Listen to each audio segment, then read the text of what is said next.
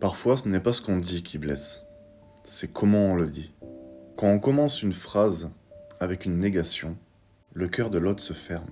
À ce moment-là, il écoute plus pour comprendre, mais il écoute pour se défendre. C'est clairement là que tout se joue. Dans la manière de parler, dans l'intention derrière les mots. On attend souvent que les autres nous comprennent sans jamais rien leur dire.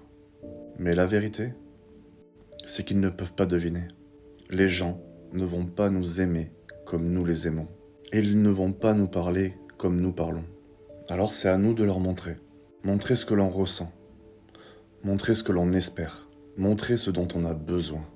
Leur dire avec simplicité ce qui nous touche, ce qui nous blesse, ce qui nous fait du bien. Et si tu n'exprimes pas ce que tu ressens, ce que tu attends, comment veux-tu que l'autre le sache?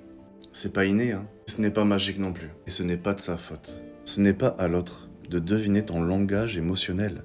Et ce n'est pas à lui ou à elle de fouiller ton cœur sans que tu ouvres la porte. Et pourtant, c'est ce qu'on fait.